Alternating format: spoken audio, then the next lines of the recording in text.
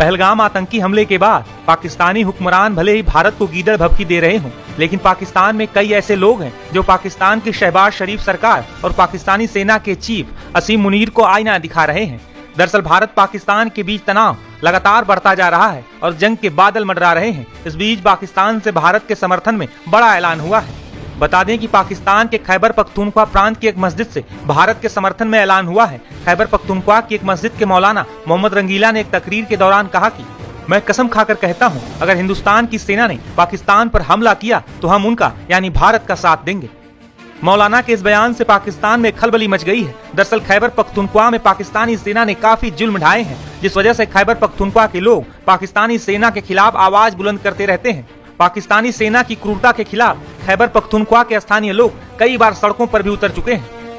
खैबर पख्तूनख्वा ही नहीं बल्कि पाकिस्तान की राजधानी इस्लामाबाद की मशहूर लाल मस्जिद से भी इस बीच कुछ ऐसा ही ऐलान हुआ है जिसने मुनीर और शहबाज शरीफ की टेंशन बढ़ा दी है। दरअसल सोशल मीडिया पर एक वीडियो तेजी से वायरल हो रहा है, जिसमें इस्लामाबाद के लाल मस्जिद के मौलाना अब्दुल अजीज गाजी ये कहते हुए नजर आ रहे हैं, भारत और पाकिस्तान की लड़ाई धार्मिक नहीं है, ये दो मुल्कों की लड़ाई है जिसे सरकार ही लड़े। पाकिस्तान में भारत से ज्यादा जुल्म होते हैं, यहाँ की सरकार इसकी अनदेखी करती है, ऐसे में इसके लिए लड़ने की कोई जरूरत नहीं है।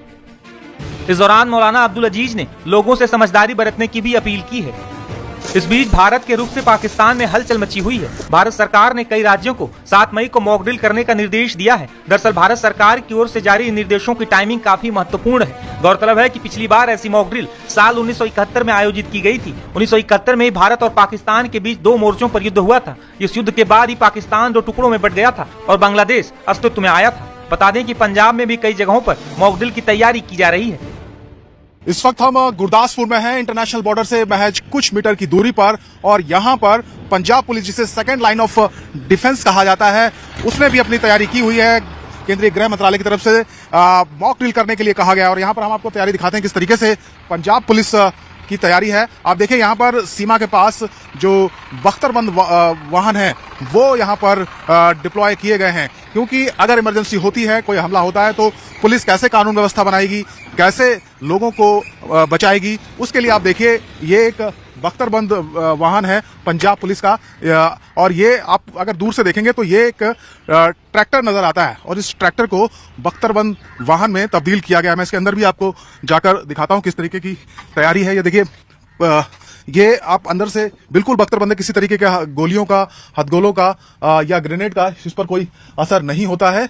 पूरी तरीके से बहुत मजबूती के साथ इसको बनाया गया है, और पंजाब पुलिस भी अपनी तैयारियों में सेना के साथ, बीएसएफ के साथ जुटी हुई है। आप देखिए किस तरीके की तस्वीरें आपको दिखाई दे रही हैं। तो सीमा पर आप अगर जाएंगे तो आपको जगह जगह तैयारी जो है हमारी जो आर्म्ड फोर्सेस हैं उनकी यहाँ पर नजर आएंगी। इसमें बैठने की व्यवस्था, और यहाँ से ये जो इसकी सनरूफ है इसको भी खोला जा सकता है। हालांकि मैं प्रयास करता हूँ इसको खोलने का।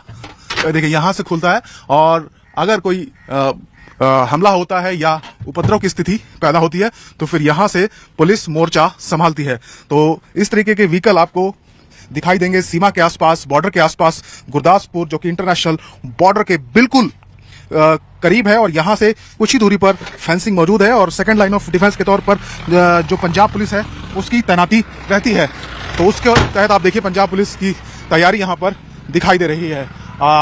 ये बिल्कुल बख्तरबंद और बहुत मजबूत इसकी जो शील्ड है, जो कवच है, वो बनाया गया है। और ये ट्रैक्टर है, आप देखिए ट्रैक्टर को मॉडिफाई करके बख्तरबंद जो व्हीकल है उसमें इसको तब्दील किया गया है। ट्रैक्टर की तरह ही इसके जो व्हील है पिछले और अगले, वो यहाँ पर बनाए गए हैं। तो आप देखिए किस तरीके से जो पंजाब पुलिस है वो भी फिलहाल तैयार नजर आती है, और यहाँ पर पंजाब पुलिस के जो जवान है वो भी पूरी तरीके से तैनात है। बात भी करेंगे, कितनी दूर है यहाँ से बॉर्डर?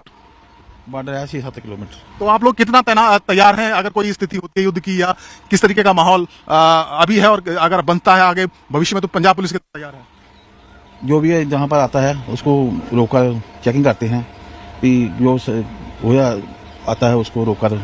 इस व्हीकल का वाहन है, और क्या बोलते हैं इसको? सर ट्रैक्टर है जी, ट्रैक्टर है, बोर्ड प्रूफ ट्रैक्टर बनाया हुआ है। जब अंतर्वर्ती टाइम में कमांडो में खेतों में जाता है सर।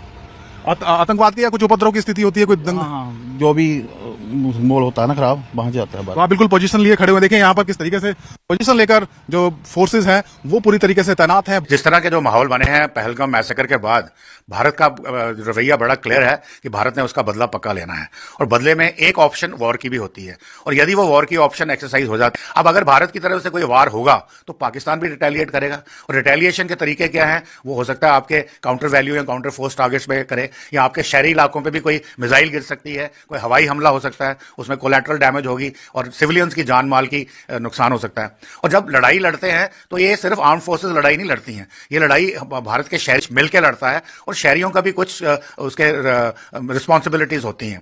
तो उस केस में अगर ये हमारे ऊपर हमला होता है तो पहले हमने पैसिव एयर डिफेंस मेजर्स लेने हैं अगेंस्ट एनिमी एयर। पाकिस्तान की जो एयरफोर्स है वो अगर हमारे पर अटैक करे, यहाँ उनकी कोई मिसाइल अटैक करे, तो यहाँ जान माल का जो नुकसान होना है उसको कम कैसे किया जाए। तो उसके लिए सायरन बजा के लोगों को वार्निंग दी जा सकती है, क्योंकि हमारे रेडार्स उनके जहाजों को भी पकड़ेंगे, मिसाइल्स को भी पकड़ेंगे, तो एडवांस वार्निंग होगी ताकि लोग अपनी जान बचाने के लिए बंकर्स में जा सकें या जो भी मेजर्स उनको सिखाए जा रहे हैं वो कर सकें। दूसरा, ब्लैकआउट ड्रिल्स हो सकती हैं कि रात को अगर भारत का दुश्मन का जहाज आए तो उसको एग्जैक्ट टारगेट ना मिले और दिन के टाइम तो हमारे लोग भी वहां होंगे, हमारे हवाई जहाज भी उनको पकड़ सकते हैं। तो इस तरह की जो ड्रिल्स हैं वो करनी जरूरी है ताकि लोगों की जान, अगर कोई इंजर्ड हो जाता है तो उसको फर्स्ट एड कैसे देनी है, उसका जहाज इवैक्यूएट कैसे करना है हॉस्पिटल में, ताकि जान और माल की जो क्षति है वो कम से कम की जा सके। तो ये एक ड्रिल्स एक नॉर्मल प्रेपरेटरी स्टेज में है, एक प्रिकॉशनरी चीज है जो सबको जरूर करनी है, specially the states of Gujarat, Rajasthan, Punjab और जम्मू एंड कश्मीर। तो यूनाइटेड नेशंस के स्टेटमेंट का कोई मतलब नहीं रह जाता, उनके कहने या ना कहने से कोई फर्क नहीं पड़ता। अगर भारत को काइनेटिक एक्शन लेना होगा जो उसके स्कीम ऑफ थिंग्स में आएगा, जो भारत सोच रहा है कि इसको डिप्लोमेटिक, इकोनॉमिक, फिर इंफॉर्मेशन वॉरफेयर, असैसिनेशंस, जो लोगों की, प्रोमिनेंट लोगों की, ये सब मिलाकर के और एक कहीं स्ट्राइक्स ऑन द कैंप्स या उनके ऐसी जगह पे स्ट्राइक करनी है जहां पे उनको